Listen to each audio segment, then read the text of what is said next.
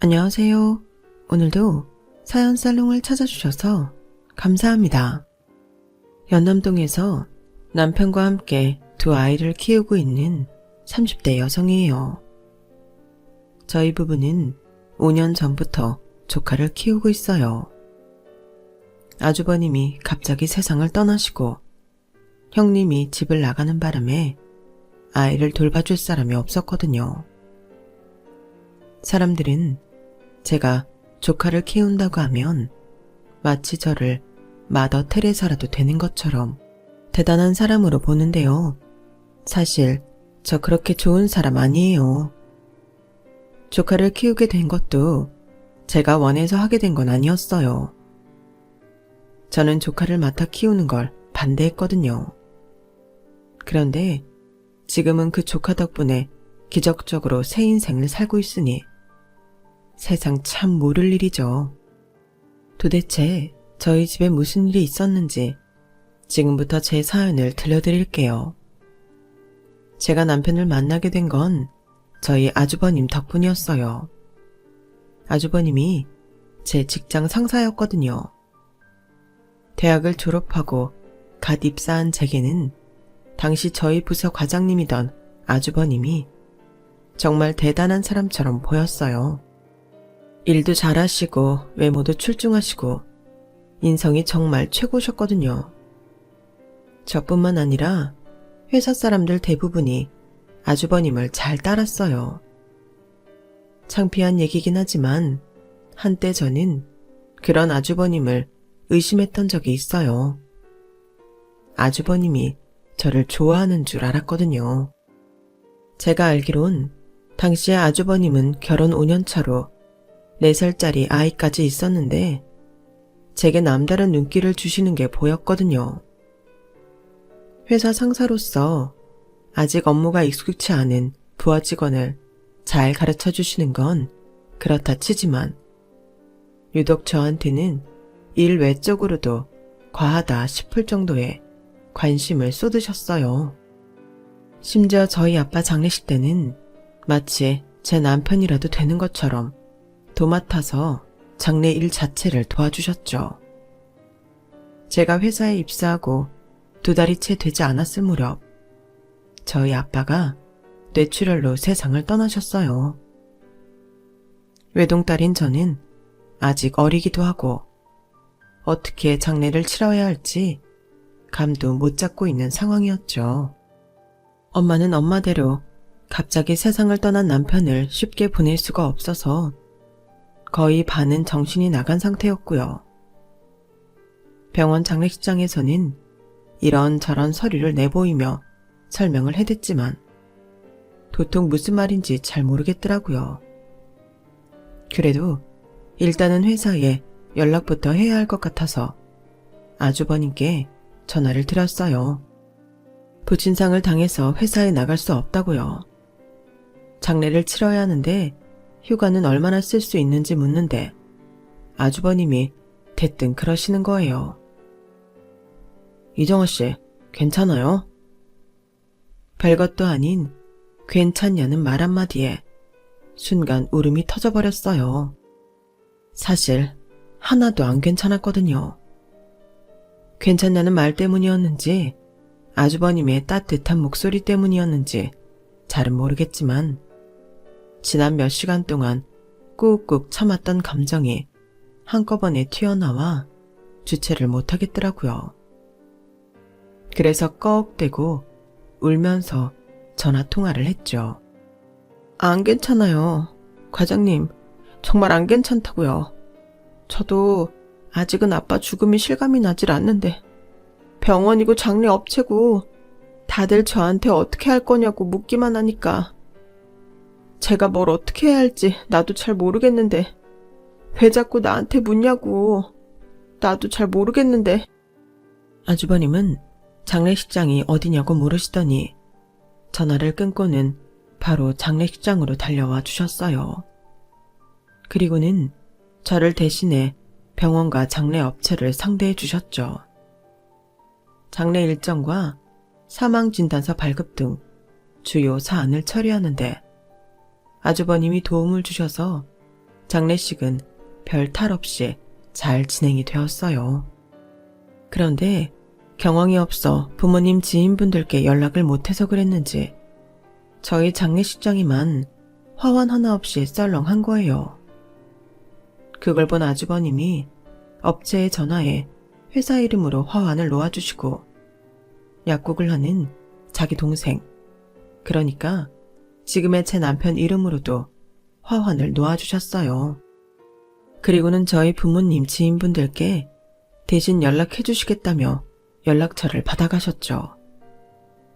퇴근 시간이 지나자 저희 회사 사람들도 조문을 오고 뒤늦게 연락을 받은 친인척들과 부모님 지인들이 장례식장을 찾아주셔서 조문객들로 북적이게 되었어요.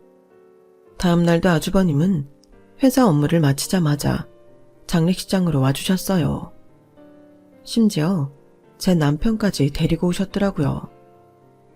아주버님은 발인을 앞두고 빈소는 어떻게 할 건지, 입관을 앞두고 처리해야 할 서류 문제까지 도움을 주었어요.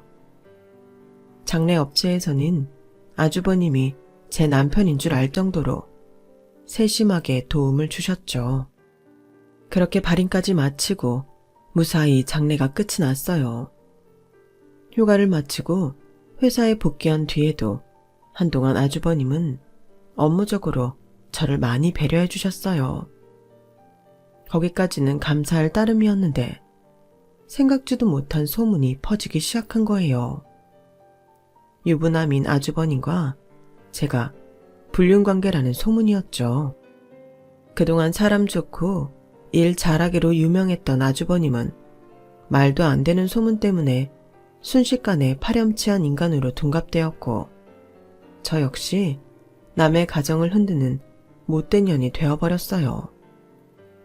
아주버님도 저도 직장 내에서 왕따가 되어버렸죠. 그런데도 아주버님은 정신을 못 차린 건지 제게 밤마다 전화를 하시는 거예요. 제가 전화를 받지 않자 급기야 저희 집 앞까지 찾아오셨더라고요. 도대체 왜 이러세요? 과장님이 이러시니까 사람들이 의심하잖아요. 저 과장님한테 관심 없어요. 저희 아빠 장례 도와주신 건 감사하지만 딱 거기까지예요. 저한테 과장님은 남자로 안 보인다고요. 그러니까 제발 이러지 마세요. 사모님이랑 아이도 생각하셔야죠. 과장님이 이러시지 않아도 정말 죽고 싶은 심정이라고요.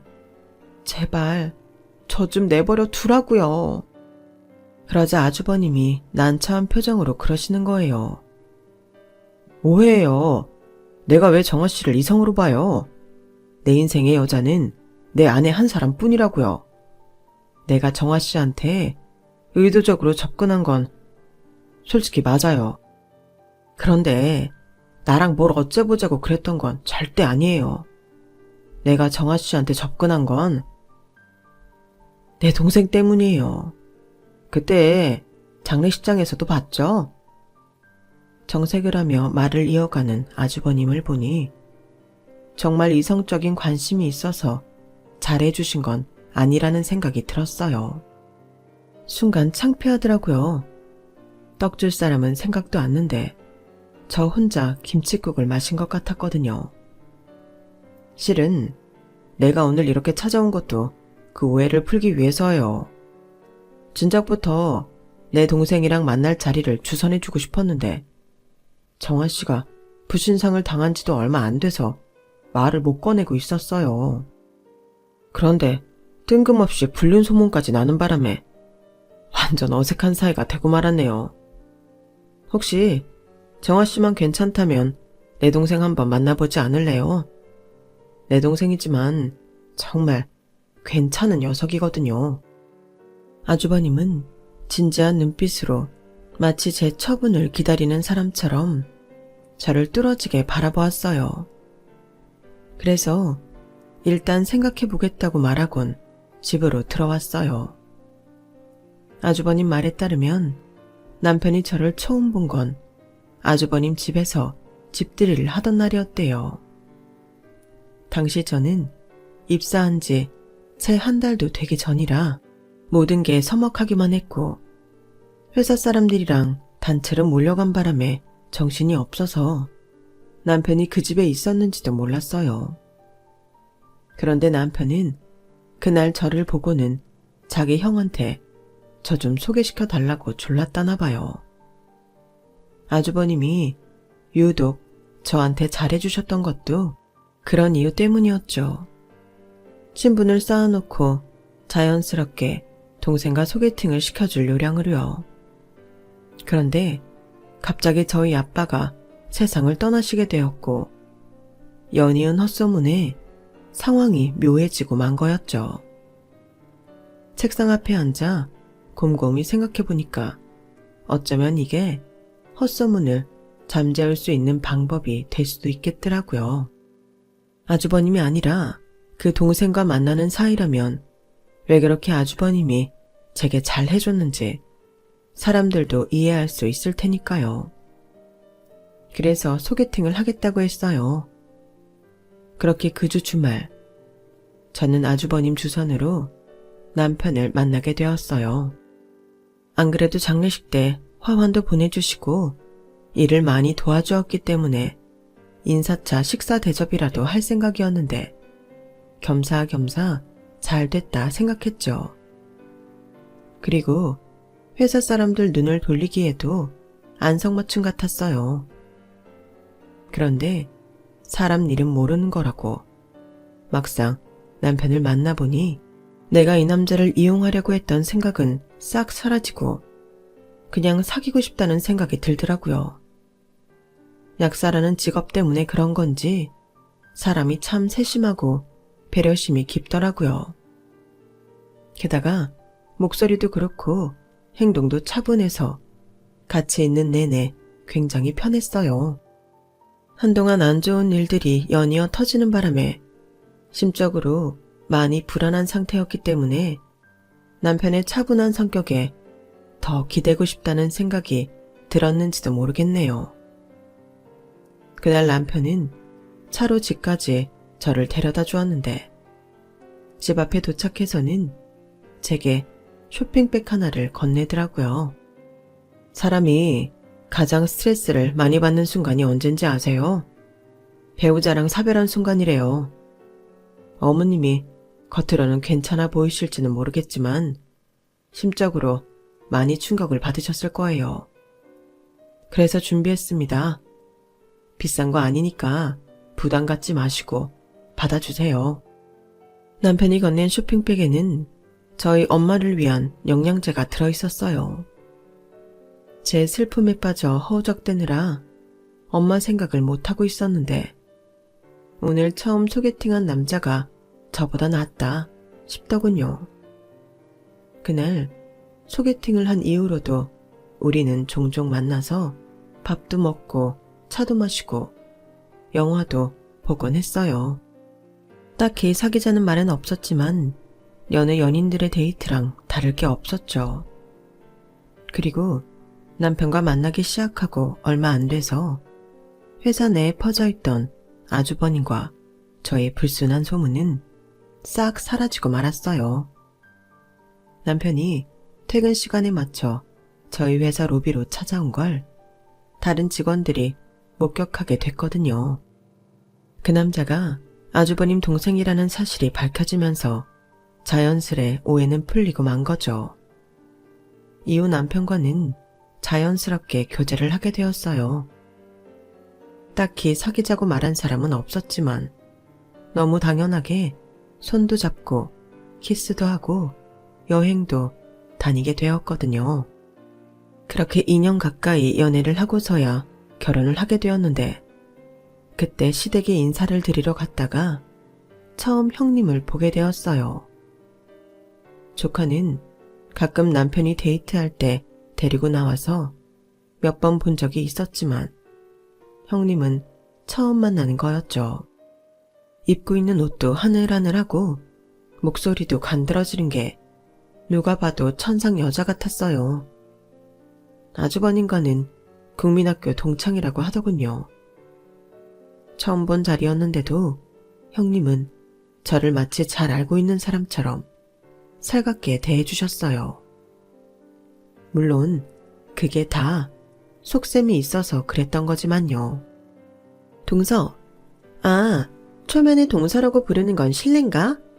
아니, 그래도 어차피 우리 도련님이랑 결혼할 사이인데 괜찮겠지?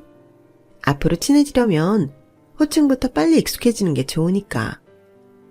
그래서 말인데 동서, 혹시 몸은 어디 아픈 데 없어?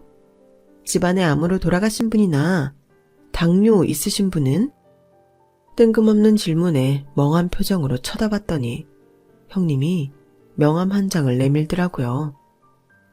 나 이래봬도 실력 있는 보험 설계사야. 어머님이랑 도련님 보험도 다 내가 맡아서 관리하고 있어. 그러니까 동서도 앞으로 보험은 나한테 드는 거다? 형님한테는 손 아랫동서가 들어왔다는 개념이 아니라 잠재적 고객이 하나 늘었다는 개념으로 저를 보는 것 같았어요. 그리고 형님의 그런 생각은 저희 부부가 결혼하기 전부터 착착 현실이 되어갔죠.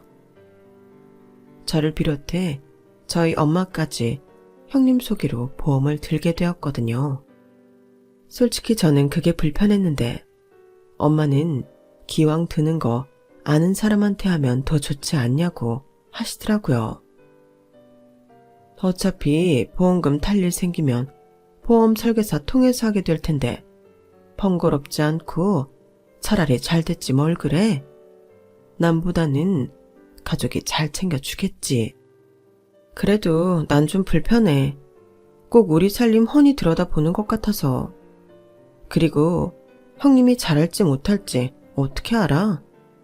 내 친구들만 봐도 아는 지인한테 보험 드니까 오히려 불편한 점이 더 많더라고. 결혼도 하기 전부터 이러는데 결혼한 후에는 더 얼마나 들들 볶으려는지. 불길한 예감은 꼭 들어맞는다고. 이런 제 걱정은 금세 현실이 되었어요. 형님은 툭 하면 보험 상품을 들고 와서는 죽는 소리를 하곤 했거든요. 이달 실적이 저조해서 이러다가는 회사에서 잘릴 것 같다는 둥. 아주버님 월급으로는 애 키우고 사는 게 너무 힘들다는 둥. 꼭 사람 쉬는 날만 되면 찾아와서 강매를 하곤 했어요. 제 남편 앞으로 들어있는 보험만 해도 한 달에 70만 원이 넘는데 저한테까지 끝도 없이 바라니까 더는 못 참겠더라고요. 아니, 신혼부부의 한 달 보험료가 100만 원이 넘는 게 말이 돼요? 물론 보험이라는 게 미래를 생각해서 들어두는 거라지만 이런 식이면 현재를 사는 것도 힘들 것 같으니 말이에요. 그래서 참다 못해 보험을 정리하기로 했어요. 정말 필요한 보험 몇 가지를 빼고는 해약을 하기로 한 거죠. 남편은 형수님이랑 연관된 거라서 선뜻 결정을 못 내리더라고요. 형수님이 아시면 서운해하실 텐데 꼭 이래야겠어. 안 그래도 매번 할당량 못 채웠다고 걱정하시는데 우리까지 이러면 많이 곤란하실 거 아니야. 그냥 우리가 다른 지출을 좀 줄이자. 다른 지출 뭐? 우리가 보험료 외에 사치하는 게 있기나 해? 형님이 서운해도 어쩔 수 없어. 그리고 우리가 보험 몇 개 해약하는 걸로 영업 실적이 휘청거릴 정도라면 형님도 그 일 그만두는 게 맞지 않아? 내가 꼭 보험료 때문에 이러는 건 아니야. 요즘은 보험도 옛날처럼 아줌마들 친목으로 두리뭉실 계약 따내고 하는 게 아니잖아. 보험 설계사들도 공부를 얼마나 해야 하는데. 그런데 형님을 봐. 계약 따내는 것만 열중하지 막상 그 보험에 대해 물어보면 아는 게 뭐 있냐고. 이런 사람을 어떻게 믿고 매달 100만 원이 넘는 돈을 보험료로 지출을 해? 앞으로는 또 힘들 때마다 보험 들어달라고 안 할 것 같아? 안 그래도 나 임신했다는 말 듣고 바로 그 말부터 하더라. 요즘은 애들 앞으로 치과보험이랑 상해보험 드는 건 기본이라고. 내가 그 말 듣는데 정말 소름이 닿기쳤다고. 암튼 당신은 모른 척해. 형님이 뭐라고 따지면 나하고 얘기하라고 그러라고. 결국 저는 보험사에 직접 찾아가 그동안 드러났던 보험 상품을 대폭 정리했어요. 그러자 그날 밤 형님이 득달같이 저희 집으로 달려왔더라고요. 동서, 사람이 왜 이래? 아니, 보험을 해약할 거면 나랑 먼저 상의했어야 하는 거 아니야? 어떻게 이렇게 사람 뒤통수를 쳐? 다른 사람도 아니고 가족이. 형님, 말씀 잘하셨어요. 제가 오늘 보험사에 가서 상담해보니까 저희 남편이 결혼 전에 들었던 보험들이 중복된 게 너무 많더라고요. 오히려 보험사에서 묻더라고요. 설계사가 이런 정리도 않고 상품을 권했냐고요. 아니, 남도 그 정도는 얘기해주는 거 어쩜 형님은 지금까지 보험 들라는 소리만 하고 상품 정리해줄 생각은 왜 안 하셨대요? 어머어머, 내가 뭘 정리를 안 해줘. 기왕 보장 받을 거 크게 받으라고 그랬던 거지. 그리고 그게 서운했으면 나한테 말했으면 되잖아. 그걸 꼭 회사까지 가서 내 얼굴 팔리게 다른 상담사한테 상담을 받아야 돼? 내 입장은 생각 안 해봤어? 그깟 돈 몇 푼에 가족끼리 이래도 되는 거냐고. 몇 푼 안 되는 돈이요? 형님, 솔직히 저희요. 매달 내는 보험료 너무 부담돼요. 아직 집도 없이 전세 사는데 매달 100만 원이 넘는 돈을 보험료로 내는 게 애초에 말도 안 되는 일이었잖아요. 그래서 늦었지만 지금이라도 정리하는 게 맞다고 생각했어요. 그러니까 더는 보험 가지고 우리 그이 닥달하지 말아주세요. 결국 그날 형님은 씩씩거리며 집으로 돌아갔어요. 결혼 전에는 자기 마음대로 휘두를 수 있던 시동생이 결혼하고는 아내 치마폭에 쌓여 자기가 마음대로 휘두를 수 없게 되자 꽤나 속이 아팠던 모양이에요. 저희 집을 나서면서도 꿍얼꿍얼 그러시더라고요. 이래서 내가 진작부터 이 결혼 반대했던 건데 여우 같은 게 집에 들어와서는 손윗사람도 몰라보고 집안 분위기 흐리고 있어. 아, 열받아. 그동안 제 앞에서 살살 웃어가며 달콤한 말만 쏟아내던 형님은 그렇게 본색을 드러내기 시작했어요. 이후로 시댁에서 마주칠 때마다 어머님 옆에 착 달라붙어서는 얼마나 이간질을 하는지. 정말 손이 형님만 아니면 주먹으로 몇 대 쥐어받고 싶은 심정이었다니까요. 제가 출산을 했을 때는 또 어땠는지 아세요? 아주버님과 함께 병원에 찾아온 형님이 저희 딸을 보고는 그러는 거예요. 어머, 어쩌면 아기가 동서를 꼭 닮았네.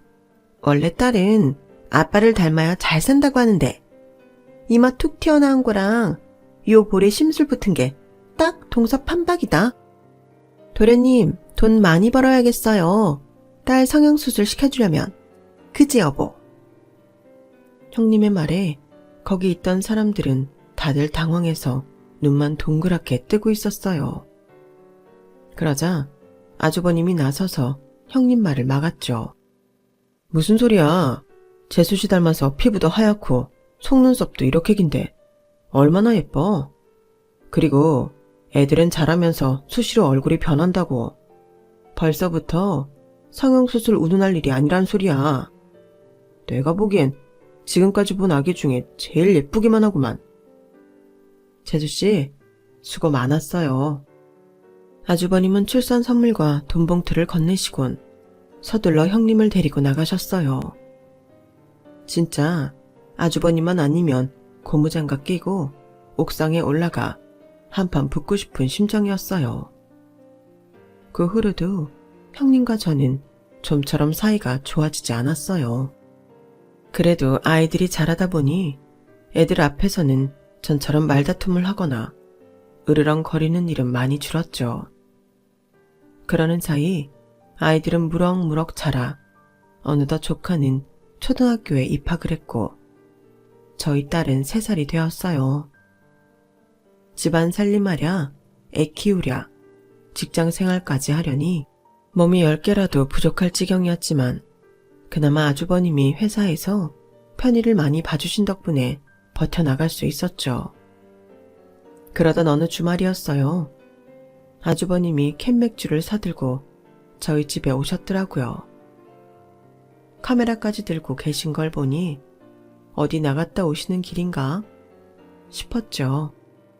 저희 아주버님이 대학 때 사진 동아리였다는 걸 들은 적이 있는데 아마도 출사를 나갔다 오는 길이 아닌가 생각했어요. 출사 나갔다 오는 길이세요? 와, 그 카메라 필름 카메라죠? 그 유명한 빨간 딱지 카메라. 좋은 사진 많이 찍으셨어요? 그러자 아주버님이 한숨을 푹 쉬시더라고요. 네, 아주 좋은 사진 찍었습니다. 얼마나 찍어댔는지 필름 한 통을 거의 다 찍었네요. 아주버님은 좋은 사진을 찍었다고 했지만 표정은 무척이나 착잡해 보였어요. 그래서 더는 말을 걸기 힘들더라고요.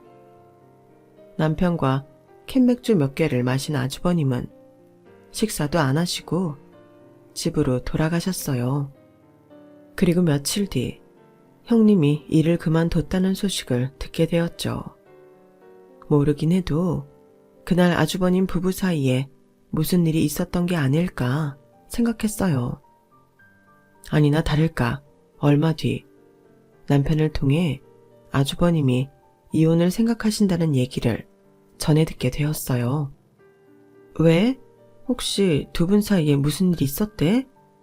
얼마 전에 아주버님 우리 집에 오셨을 때도 표정이 안 좋았잖아. 요즘 회사에서도 소화가 안 된다고 식사도 잘 안 하시고. 자기가 좀 물어보지 그랬어. 아무리 형제간이라지만 부부 사이 문제인데 내가 낄 수 있나. 그리고 살다 보면 부부 사이에 싸움도 하고 그러는 거지. 너무 신경 쓰지 마.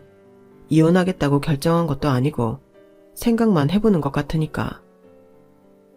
무슨 일이 있는지는 모르겠지만 저는 내심 이 모든 사단의 원흉은 형님일 거라고 생각했어요. 제가 곁에서 수년간 지켜본 아주버님은 절대 나쁜 짓 할 사람은 아니었거든요.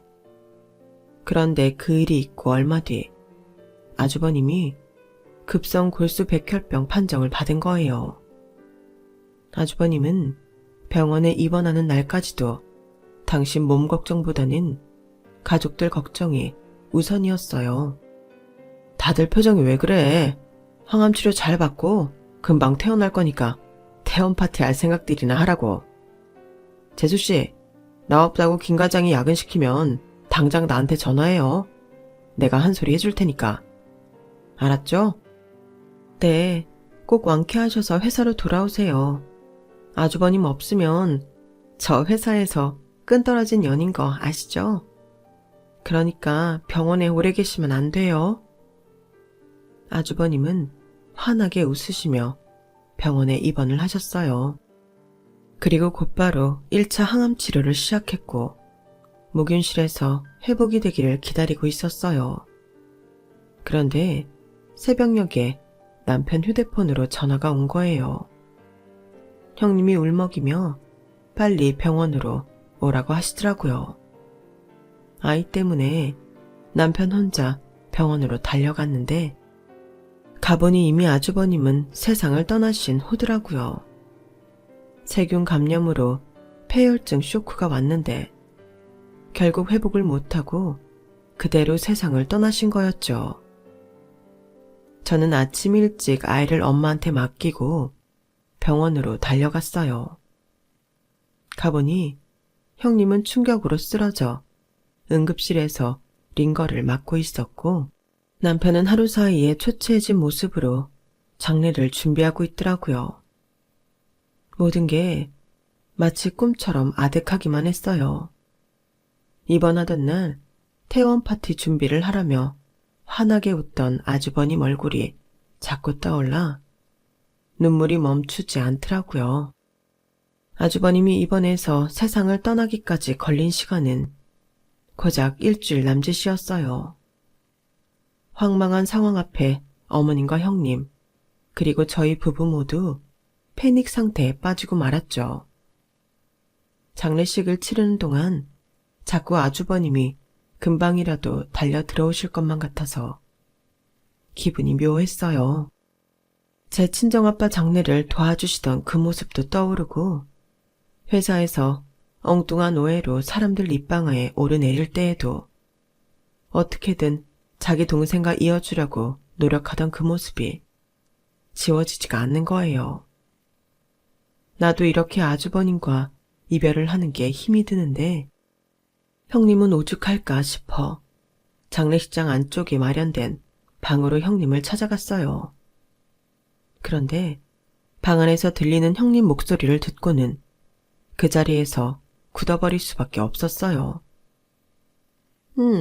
나는 괜찮아. 링겨 맞고 나니까 몸이 한결 나아졌어. 이 인간이 이렇게 빨리 가려고 그렇게 이혼하자고 했었나 봐. 그때 이혼했어 봐. 보험금도 한 푼 못 받고 끝낼 뻔했잖아. 참고 살길 잘했지 뭐. 보험금 신청은 일단 장례 끝나고 하려고.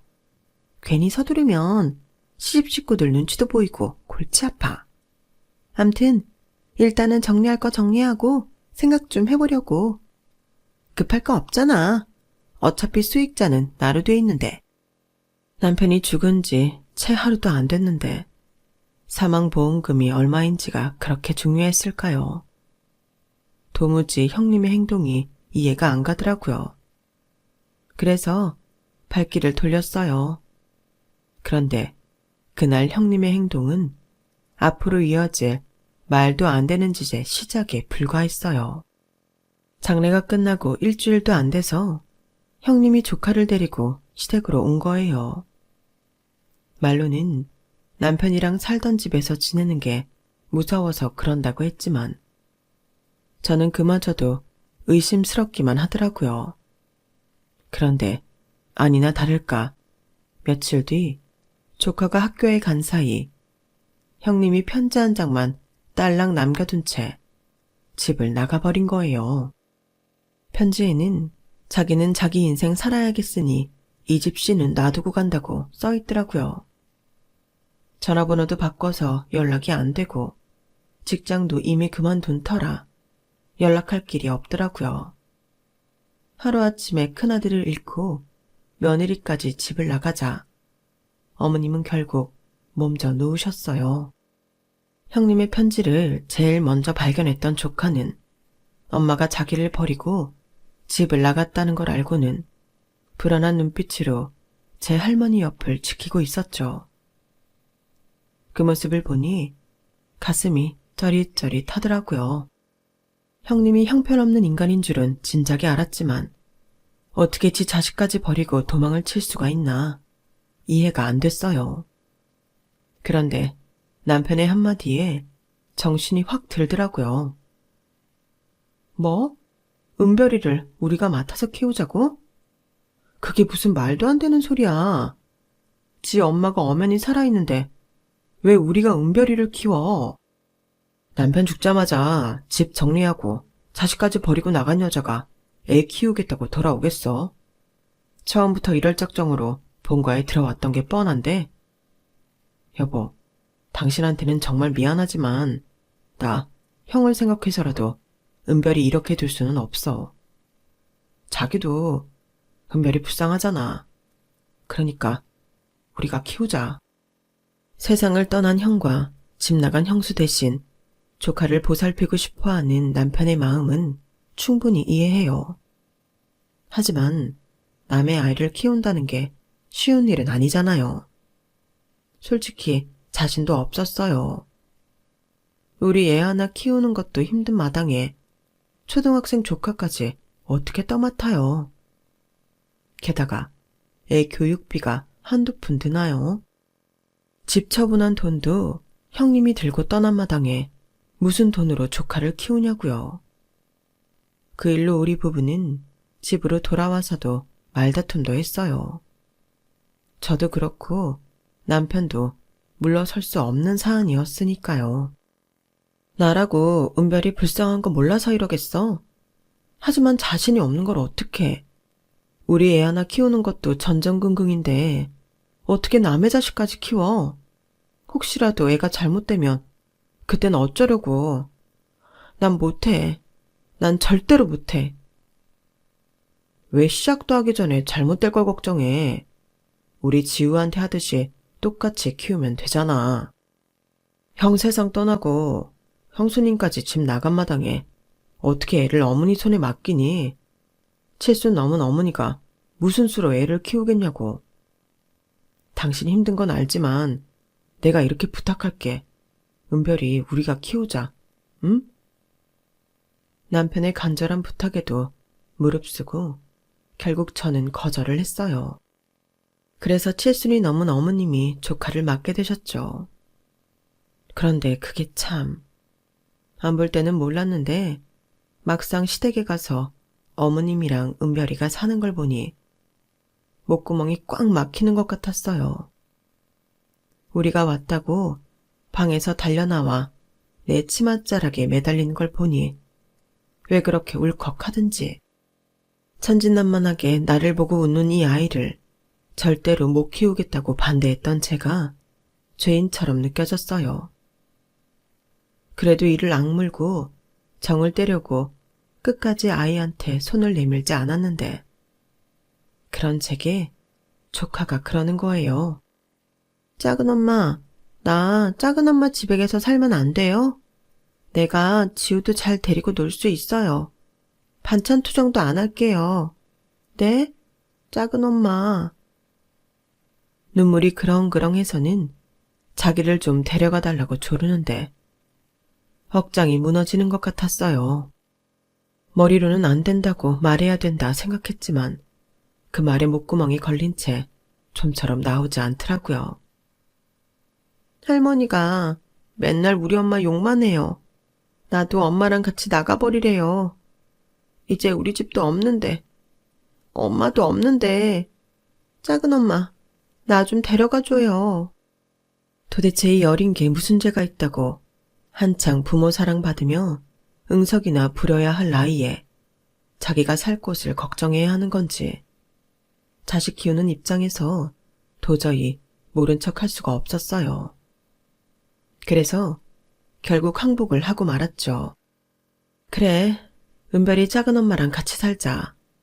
지우랑 작은 아빠랑 작은 엄마랑 다 같이 살자. 그러니까 울지 마. 그제야 조카는 소리내서 엉엉 울더라고요. 어깨를 들썩이며 울먹이는 조카를 끌어안고 한참을 다독여 주었어요. 그리고 그날 저희 부부는 조카를 데리고 집으로 돌아왔어요. 며칠 뒤 조카는 저희 집 근처로 전학을 시켰어요. 그리고 저는 회사를 그만두었죠. 아이를 둘씩이나 돌보면서 회사 일까지 할 수는 없겠더라고요. 무엇보다 조카가 방과 후에 불 꺼진 집에 들어오게 하는 게 싫었어요. 어린 나이에 힘든 일을 겪은 후라서 한동안은 정서적으로 안정감을 줄 수 있어야 할 것 같았거든요. 조카는 겉으로는 전보다 많이 밝아진 것 같았지만 혹시 몰라서 아동 심리 치료를 받기로 했어요. 엄마한테 버려졌다는 상처가 쉽게 가시지 않을 것 같아서 남편과 상의해 결정한 거였죠. 시작을 안 하면 모를까 기왕 조카를 키우게 된 이상 내 자식처럼 사랑을 듬뿍 주고 키우고 싶어서 조카 방도 예쁘게 꾸며주고 간식도 가급적이면 직접 만들어서 먹이기 시작했어요. 그런 제 마음이 아이에게 전달이 됐는지 조카는 처음 우리 집에 왔던 시점보다 많이 좋아졌어요. 조카의 상담을 맡고 계신 선생님이 더는 치료를 받지 않아도 되겠다고 할 정도로요.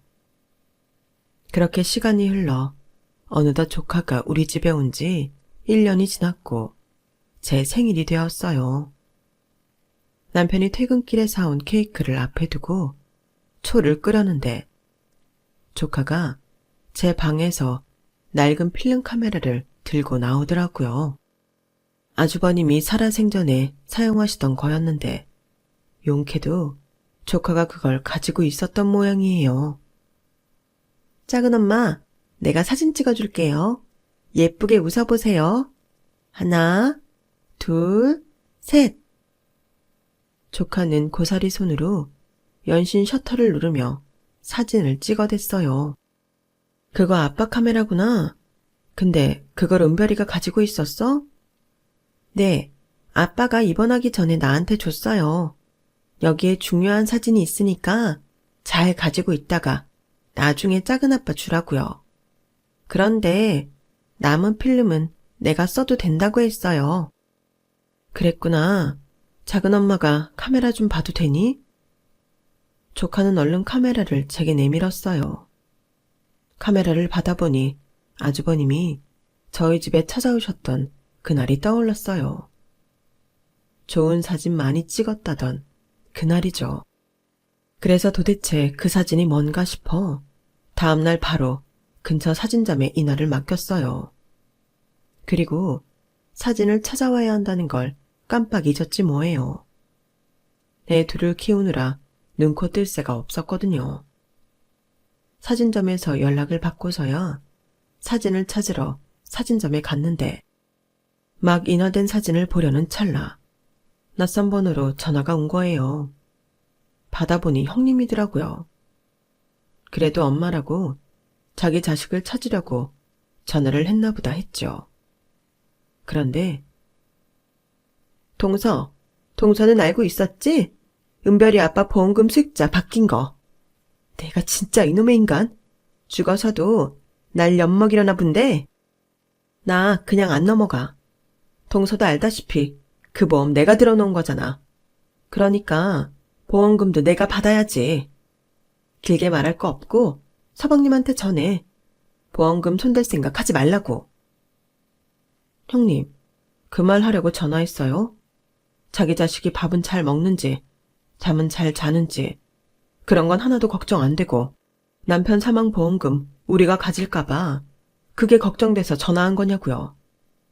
사람이 어떻게 그래요? 엄마라는 사람이 어떻게 이럴 수가 있냐고요. 보험금이요? 그게 그렇게 탐나면 직접 내 남편한테 찾아가서 달라고 하세요. 나한테 전화해서 헛소리 짓거리지 말고. 너무 화가 나서 씩씩거리면서 전화를 끊었어요. 그런데 손에 들린 사진을 보니 더 기가 막혀서 말문이 막히더라고요. 아주버님이 찍은 사진 속에 형님의 외도 사진이 담겨 있었거든요. 젊은 남자랑 모텔을 드나드는 사진들이었어요. 그리고 아주버님과 형님이 쓴 걸로 보이는 공증각서도 찍혀 있더라고요. 그 각서에는 형님의 외도 사실 시인은 물론 그동안 아주버님 몰래 억대 빚을 진 사실까지 적혀 있었어요. 이 모든 책임을 지고 형님은 은별이 친권과 양육권은 물론 집과 재산에 대한 어떠한 권리도 주장하지 않겠다는 내용도 함께 적혀 있었죠. 두 분이 이혼을 앞두고 작성한 것 같더라고요. 입원을 앞두고 왜 카메라를 은별이한테 맡겼는지 그제야 알겠더라고요. 그날 밤 사진을 본 남편은 불같이 화를 냈어요. 남편이 그렇게 화를 내는 건 처음 보는 터라 살짝 겁이 나더라고요. 다음 날 남편과 함께 보험사에 찾아가 문의를 했더니 아주버님이 모든 보험의 수익자를 제 남편 앞으로 해두었더라고요. 그래서 형님이 길길이 날뛰었던 거고요.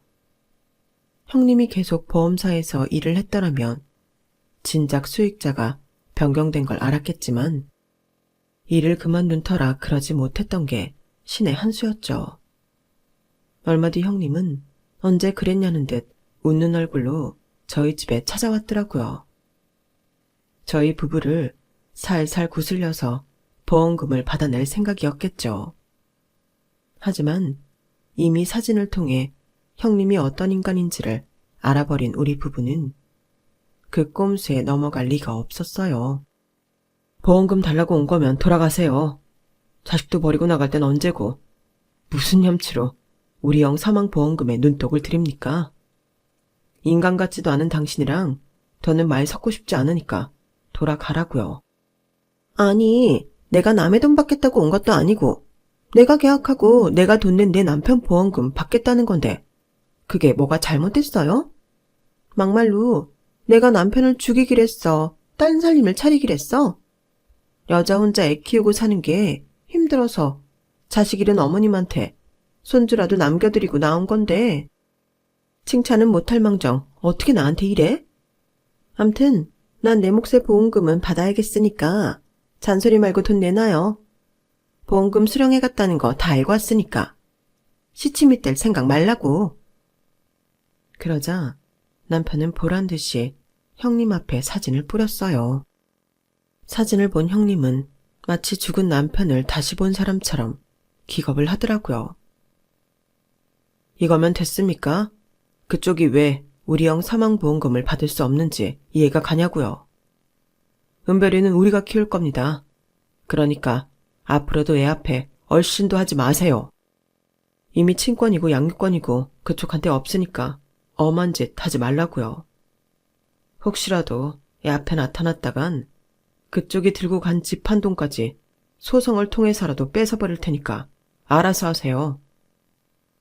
결국 형님은 남편 손에 이끌려 집에서 쫓겨났어요.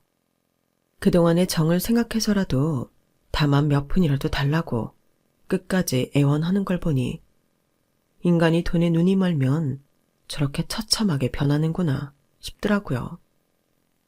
그 후로도 형님은 제게 전화해서 남편 좀 설득해달라고 떼를 썼지만 제가 그 말을 들어줄 리 있겠어요?